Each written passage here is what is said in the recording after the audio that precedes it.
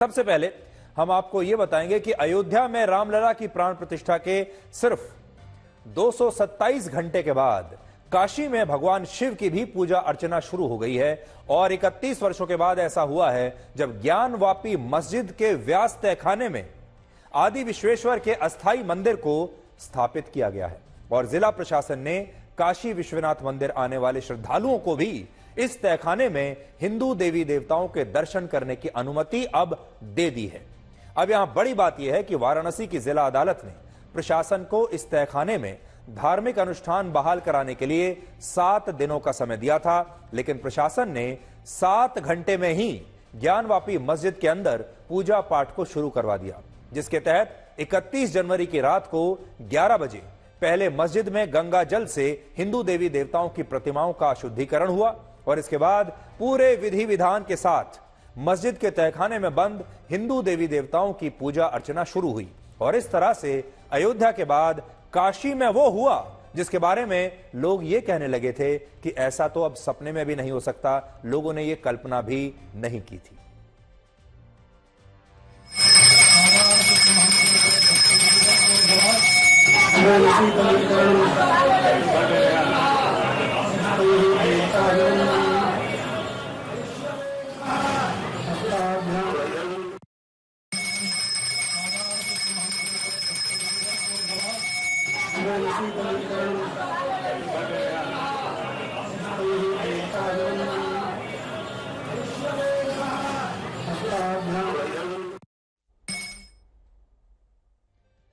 अब मंदिर पर बनी ज्ञानवापी मस्जिद के इस व्यास तहखाने में प्रतिदिन 5 बार आरती होगी, 5 बार पूजा होगी, जिनमें सुबह 3:30 बजे होने वाली मंगल आरती सबसे अहम है और यह आरती भगवान को जगाने के लिए होती है। इसके बाद दोपहर 12 बजे, फिर शाम को 4 बजे, इसके बाद शाम 7 बजे और हर रोज रात को 10:30 बजे भगवान को शयन कराने के लिए शयन आरती की जाएगी।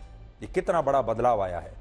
जिस व्यास तहखाने में अभी ये पूजा शुरू हुई है उस पर वर्ष 1993 में समाजवादी पार्टी की सरकार ने रोक लगा दी थी और यह वो दौर था जब अयोध्या में बाबरी मस्जिद का समर्थन करने के बाद मुलायम सिंह यादव काशीराम के साथ गठबंधन करके मुख्यमंत्री बने थे और उस समय उत्तर प्रदेश में इन दोनों नेताओं के समर्थक एक बड़ा खास नारा लगाया करते थे। आज वो नारा मैं आपके सामने आपको बताता हूं क्या था। वो नारा था, मिले मुलायम काशी राम, हवा में उड़ गए जय श्री राम। ये नारा आज से 31 साल पहले लगा करता था उत्तर प्रदेश में। उस दौर में मुलायम सिंह यादव मुस्लिम वोटों के लिए अयोध्या और काशी में मंदिर के लिए आंदोलन करने वालों के खिलाफ काफी कठोर बने हुए थे और आरोप लगता है कि इसी के बाद उन्होंने काशी के व्यास तहखाने में पूजा पाठ करने पर भी रोक लगवा दी थी और वहां बैरिकेडिंग करके मंदिर और मस्जिद के बीच एक ऐसी दीवार खड़ी कर दी ताकि मस्जिद में बंद हिंदू देवी देवताओं की पूजा अर्चना हो ही ना सके। लेकिन आज इतने वर्षों के बाद यह दीवार गिर गई है और यह एक ऐतिहासिक घटना तब हुई है जब प्रधानमंत्री नरेंद्र मोदी खुद वाराणसी से लोकसभा में सांसद हैं। अब आज आपको व्यास तहखाने की कहानी भी पता होनी चाहिए। यह वही तहखाना है जहां पूजा अर्चना शुरू हुई है। इस तहखाने को व्यास तहखाना इसलिए कहते हैं क्योंकि इसका मालिकाना हक पंडित सोमनाथ व्यास के परिवार के पास है और अभी पंडित सोमनाथ व्यास के नाती शैलेंद्र पाठक की ही अर्जी पर वाराणसी की जिला अदालत ने इस तहखाने में हिंदू पक्ष को पूजा करने का अधिकार दिया है। यह तहखाना ज्ञानवापी मस्जिद के दक्षिणी भाग में स्थित एक तहखाने में बना हुआ है, एक बेसमेंट में बना हुआ है, जहां भगवान आदि विश्वेश्वर का शिवलिंग होने के साथ भगवान गणेश, भगवान विष्णु और हनुमान जी की प्रतिमाएं भी वहां पर मौजूद है और इस तहखाने को हिंदू पक्ष मूल मंदिर का गर्भगृह मानता है। तो ये बड़ी बात यह है कि जो पूजा जहां हो रही है ये मंदिर का गर्भगृह है और यहां पूजा अर्चना शुरू होना दोबारा से 31 सालों के बाद एक बहुत बड़ी घटना है। यह तहखाना करीब 400 वर्ग फीट के क्षेत्र में फैला है और इसकी ऊंचाई लगभग 7 फीट है और बहुत कम लोग इस बात को जानते हैं कि वर्ष 1819 में जब भारत में अंग्रेजों का शासन था तब वाराणसी के तत्कालीन मजिस्ट्रेट ने मस्जिद परिसर पर हिंदू पक्ष के दावे को सही माना था और कहा था कि यह जगह मुसलमानों को हिंदू पक्ष को दे देनी चाहिए। लेकिन तब इस आदेश के खिलाफ दंगे भड़क गए थे और अंग्रेजों ने इस मामले को शांत कराने के लिए मस्जिद के तहखाने को हिंदुओं को दे दिया और भूतल यानी ग्राउंड फ्लोर को मुसलमानों को दे दिया। और इस विवाद के बाद इस मस्जिद के बेसमेंट में हिंदू देवी देवताओं की हर रोज पूजा हुआ करती थी। लेकिन आज से 31 वर्ष पहले वर्ष 1993 में जब मुलायम सिंह यादव उत्तर प्रदेश के मुख्यमंत्री थे, उनकी सरकार ने इस पूजा पाठ को भी बंद करा दिया। और हिंदू पक्ष का यह भी दावा है कि उसके पास ऐसे सबूत हैं, ऐसे साक्ष्य हैं जिनसे यह साबित होता है कि इस मस्जिद के नीचे मूल मंदिर के इस गर्भगृह में वर्ष 1551 से पूजा हो रही थी। यानी जब मस्जिद भी नहीं थी, उससे 1 सदी पहले से इस स्थान पर पूजा के साक्ष्य आज हिंदू पक्ष के पास मौजूद है।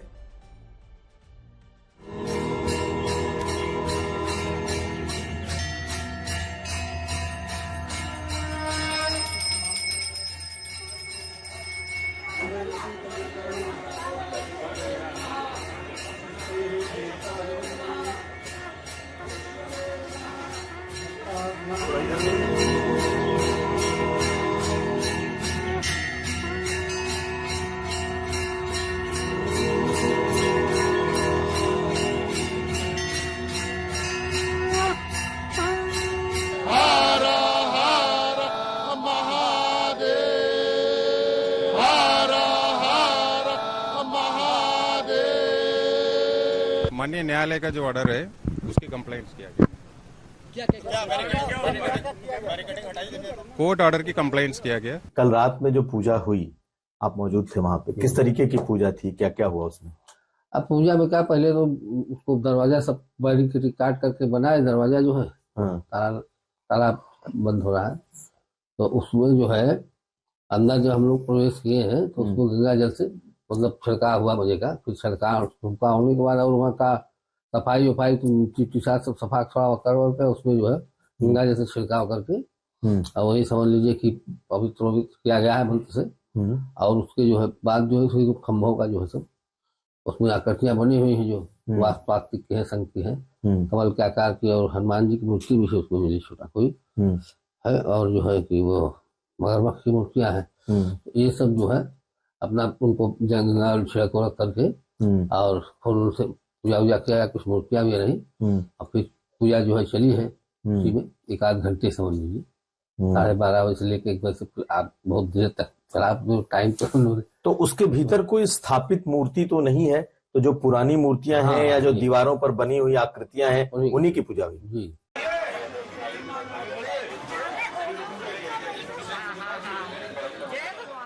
जब कल रात को पूजा हुई थी और सुबह भी नित्य पूजा शुरू हो गई थी, उसके बाद आम श्रद्धालुओं के वहां जाने का दौर शुरू हो गया है। मंदिर ट्रस्ट की तरफ से अनुमति दे दी गई है कि वहां जो हमारे ठीक सामने का इलाका दिख रहा है वो दक्षिणी छोर है, जहां पर वजूखाना के ठीक सामने या यूं कहें नीचे तहखाना को खोला गया है। जी, हम लोग व्यासपीठ की पूजा करेंगे, जहाँ पे पहले 92 तक पूजा होती चली आई है उसी की हम लोग फिर से पूजा कर रहे हैं। हमारे देश में आज भी बहुत सारे ऐसे लोग हैं जिन्हें ऐसा लग रहा है कि देश में और उत्तर प्रदेश में अभी क्योंकि बीजेपी की सरकार है इसलिए अयोध्या के बाद अलग अलग मस्जिदों के स्थान पर मंदिरों के होने के दावे किए जा रहे हैं और धीरे धीरे ये मंदिर अनलॉक हो रहे हैं। ये सिर्फ हिंदू वोटों की राजनीति के लिए हो रहा है, ऐसे आरोप आजकल लगाए जाते हैं। तो अब आप देखिए, चर्चा में आजकल अयोध्या के बाद काशी और मथुरा की मस्जिदें हैं और ये 3 मंदिर ऐसे हैं जिनकी पूरे देश में चर्चा हो रही है और पूरा देश ये चाहता था, हिंदू पक्ष जो देश का, कि ये तीनों मंदिर अब अनलॉक होने चाहिए। अयोध्या अनलॉक हो चुका है, काशी अनलॉक होने के प्रोसेस में है और अब अगला नंबर लोग चाहते हैं कि मथुरा का हो।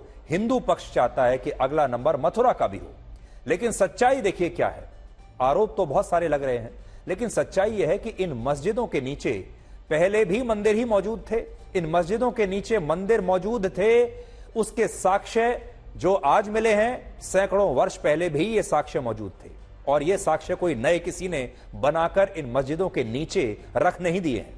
लेकिन तब इन साक्ष्यों की इसलिए बात नहीं होती थी, इन सबूतों को इसलिए उजागर नहीं होने दिया गया क्योंकि उस समय हमारे देश में एक ऐसा राजनीतिक इकोसिस्टम था जिसमें मस्जिदों के स्थान पर मंदिर होने की बात करना भी एक अपराध माना जाता था और इसे सांप्रदायिक बताकर इसे धर्मनिरपेक्षता के खिलाफ बताया जाता था। एक ऐसा वैचारिक और राजनीतिक इकोसिस्टम बना दिया गया था कि वहां, जैसा मैंने आपको अभी बताया, 31 वर्ष पहले तो इस जगह पर पूजा पाठ ही बंद करा दिया था। तो उस समय आप कैसे ये उम्मीद कर सकते हैं कि अगर कोई सबूत लेके भी चला जाए तो उसकी कोई सुनवाई होगी? वरना आप खुद सोचिए, अदालतें तो पहले भी थी और यही साक्ष्य पहले भी मौजूद थे, लेकिन उस इकोसिस्टम में सरकारों के पास सबूतों को जुटाने का वैसा कन्विक्शन नहीं था जैसा कि आज है। अदालतें तो पहले भी थी, लेकिन अदालतें फैसला किस आधार पर सुनाएं? अदालतों के सामने जब कोई जाएगा और साक्ष्य प्रस्तुत करेगा तभी तो अदालतें फैसला सुनाएंगी। जब ठीक से पक्षकार अपना पक्ष अदालतों के सामने रखेगा तभी तो अदालत फैसला सुनाएगी। इससे पहले पक्षकारों को अदालत तक पहुंचने ही नहीं दिया जाता था। इन सबूतों तक पहुंचने का रास्ता बंद कर दिया गया था। इन सबूतों तक कोई पहुंच नहीं पाता था, ना कोई सर्वे करने की इजाजत मिलती थी, ना सबूतों को इकट्ठा करने की इजाजत मिलती थी और उस साइट से ही लोगों को दूर रखा जाता था। तो साक्ष्य मिलेंगे कहां से? और जब ये सर्वे हुए, एएसआई ने जब इतने सारे सर्वेज किए तो जो सच है वो लोगों के सामने आ गया। तो अब ये साक्ष्य अदालतों तक पहुंच पा रहे हैं, इसलिए अदालतें न्याय के आधार पर यह फैसला दे रही हैं। और अब काशी के मामले में अदालत का जो फैसला आया है वो फैसला इस केस में एक बहुत बड़ा टर्निंग पॉइंट साबित हो सकता है। इस देश की राजनीति में भी, इस देश के इतिहास में भी एक बहुत बड़ा टर्निंग पॉइंट साबित होगा, क्योंकि यहां भी हिंदू पक्ष जो लगातार कई सौ वर्षों से जो बात कहता आ रहा है वो बात आखिरकार सच निकली। कहते हैं कि दो अलग अलग दौर को निष्पक्ष ढंग से अगर समझना हो तो इसके लिए तस्वीरों से अच्छा कोई विकल्प हो नहीं सकता। आज मैं खुद नहीं बोलना चाहता, आपको दो तस्वीरें दिखाना चाहता हूं और वो दो तस्वीरें आपको अपने आप अलग अलग दौर की कहानियां सुना देंगी। एक तस्वीर है वर्ष 2016 की, जब उत्तर प्रदेश में समाजवादी पार्टी की सरकार थी और गणतंत्र दिवस की परेड में उत्तर प्रदेश की झांकी का स्वरूप कुछ ऐसा होता था जिसमें मुसलमानों को दिखाया जाता था। लेकिन अब उत्तर प्रदेश में बीजेपी की सरकार है और इस बार परेड में उत्तर प्रदेश की झांकी में राम मंदिर और भगवान राम की प्रतिमूर्ति थी। तो इन कुछ वर्षों में उत्तर प्रदेश में क्या बदला है वो आप इन तस्वीरों से खुद समझ सकते हैं। तो दो तस्वीरें हमने आपको दिखाई। यहां मैं ये बिल्कुल नहीं कह रहा हूं कि किसी झांकी में किसी अल्पसंख्यक वर्ग के व्यक्ति को दिखाना गलत बात है। भारत एक धर्मनिरपेक्ष देश है, ऐसा बिल्कुल नहीं होना चाहिए। सब धर्मों के लोगों को दिखाना चाहिए, लेकिन जानबूझकर एक खास धर्म को दिखाकर शोकेस करना, जानबूझकर एक दूसरे धर्म को दबाना, उसके पूजा स्थलों में साक्ष्य ना आने देना, पूजा स्थलों पर ताले लगवा देना, ये और वो भी सब कुछ चुनाव जीतने के लिए, ये धर्मनिरपेक्षता नहीं हो सकती। असली धर्मनिरपेक्षता यह है कि तमाम धर्मों को, चाहे वो हिंदू हो चाहे वो मुसलमान हो, सबको बराबर का मौका मिलना चाहिए और जो सच है वो सच देश तक आना चाहिए, चाहे वो सच किसी को अच्छा लगे या खराब लगे, चाहे वो सच अल्पसंख्यक के खिलाफ हो या बहुसंख्यक के खिलाफ हो, सच तो सच ही रहेगा। आप ये नहीं कर सकते कि क्योंकि ये सच अल्पसंख्यक के खिलाफ है, इस सच से अल्पसंख्यक की बात झूठी हो जाएगी, उससे हमें चुनाव में नुकसान हो जाएगा, इसलिए इस सच को दबा दिया जाए। यह धर्मनिरपेक्षता नहीं हो सकती। हमारे देश में आजादी के बाद कई दशकों तक स्कूल की पढ़ाई लिखाई ऐसी थी कि बच्चे बाबर और औरंगजेब के बारे में तो पढ़ते थे, लेकिन उन्हें इन मुगलों का सच पढ़ाया नहीं जाता था। और इसी वजह से आज भी हमारे देश में बहुत सारे लोगों को यह शायद याद ही नहीं होगा, पता ही नहीं होगा कि काशी के प्राचीन और मूल मंदिर को तोड़कर उस पर मस्जिद किसने बनवाई थी। इसलिए आज हम आपको संक्षेप में इस मंदिर का एक इतिहास भी बताना चाहते हैं जो कि शायद आपको पता नहीं होगा, हमारी इस पीढ़ी के लोगों को तो बिल्कुल पता नहीं होगा। भारत में मुस्लिम आक्रमणकारियों के आने के साथ ही काशी विश्वनाथ मंदिर पर हमले शुरू हो गए थे। अब इस कहानी को आप ध्यान से सुनिएगा। और इन हमलों में सबसे पहला हमला 11वीं शताब्दी में हुआ।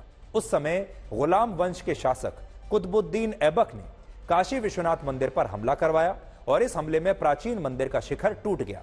लेकिन बड़ी बात यह थी कि इस हमले के बाद भी लोगों ने मंदिर के मूल स्थान पर पूजा पाठ करना बंद नहीं किया, यानी मंदिर तोड़ दिया, फिर भी पूजा पाठ होती रही। इसके बाद 16वीं शताब्दी में राजा टोडरमल ने काशी विश्वनाथ मंदिर का पुनर्निर्माण कराया, इसी मंदिर का जहां की हम बात कर रहे हैं। और वो मुगल बादशाह अकबर के 9 रत्नों में से एक थे, जिन्हें इतिहासकारों ने बाद में अकबर द ग्रेट कहकर पुकारा। और आपने जो स्कूलों में किताबें पढ़ी होंगी उसमें भी उन्हें अकबर द ग्रेट कहकर ही बुलाया जाता था। वर्ष 1669 में औरंगजेब के आदेश पर इस मंदिर को पूरी तरह से ध्वस्त कर दिया गया और मंदिर के स्थान। अब हम मोदी सरकार के इंटरिम बजट का विश्लेषण करेंगे और आपको बताएंगे कि इस बजट का आपके जीवन पर और देश के आर्थिक स्वास्थ्य पर क्या असर पड़ेगा। सबसे पहले आपको आज के बजट की 5 बड़ी बातें बताते हैं, क्योंकि इन बातों से ही आपको इस इंटरिम बजट का मूल स्वभाव आज समझ में आएगा। पहली बात, यह लोकसभा चुनाव से पहले सरकार का आखिरी बजट था, लेकिन इसके बावजूद सरकार ने इसे चुनावी बजट नहीं बनने दिया। सरकार ने इस बजट में ऐसी कोई लोक लुभावन घोषणा नहीं की जिससे उसे चुनाव में फायदा होता, और यह मोदी सरकार ने एक नई परंपरा की शुरुआत की है। इससे पहले हमारे देश में अंतरिम बजट का मतलब चुनावी बजट होता था, जिसमें सरकारें बजट के माध्यम से लोगों को अलग अलग लालच देकर चुनाव में जीतने की कोशिश करती थी, लेकिन मोदी सरकार ने इस परंपरा को आज बदल दिया। दूसरा, इस बजट में सरकार का कॉन्फिडेंस यानी उसका आत्मविश्वास साफ दिखाई देता है, और इससे पता चलता है कि मोदी सरकार आने वाले लोकसभा चुनाव में अपनी जीत को लेकर पूरी तरह आश्वस्त है, और प्रधानमंत्री मोदी को अपने काम पर, अपनी उपलब्धियों पर इतना भरोसा है कि उन्हें ऐसा लगा नहीं कि बजट में कुछ लोक लुभावन घोषणाएं करके इसका कुछ फायदा उठाया जाए। तीसरा, इस बजट को आप मोदी की गारंटी वाला बजट भी कह सकते हैं। इस बजट में प्रधानमंत्री मोदी ने देश को वर्ष 2047 तक विकसित भारत बनाने की गारंटी दी है, और यह बजट ग्रोथ ओरिएंटेड होने के साथ फ्यूचरिस्टिक बजट भी है और काफी प्रोग्रेसिव बजट है। इस बजट की थीम है विकसित भारत एट 2047, और सरकार ने 75 वर्षों के अमृतकाल के बाद अगले 25 वर्षों को कर्तव्य काल के रूप में परिभाषित किया है। चौथी बात, यह नई जातियों वाला बजट है। अब नई जातियां आई है। क्या जातियां हैं देश की? युवा, महिला, किसान और गरीब, ये जातियां हैं जिनके लिए सरकारों ने बड़ी बड़ी योजनाओं का सरकार ने ऐलान किया है, और यह बजट ज्ञान पर आधारित है। ज्ञान का मतलब क्या है? जी का मतलब गरीब, वाई का मतलब युवा, ए का मतलब अन्नदाता और एन का मतलब नारी। और पांचवा, इस बजट के तहत देश में सड़कें, पुल और इंफ्रास्ट्रक्चर को बेहतर बनाने पर जोर दिया गया है, और इसके लिए रक्षा मंत्रालय, परिवहन मंत्रालय और रेलवे के बजट में ऐतिहासिक वृद्धि की गई है। इसके अलावा इसमें नए मेडिकल कॉलेज और अस्पताल बनाने का ऐलान किया गया है, और शहरों के साथ ग्रामीण इलाकों के लिए भी बड़ी योजनाओं की घोषणा की गई है। और सबसे बड़ी बात ये बजट टेक्नोलॉजी और भारत की डिजिटल ग्रोथ को ध्यान में रखते हुए बनाया गया है।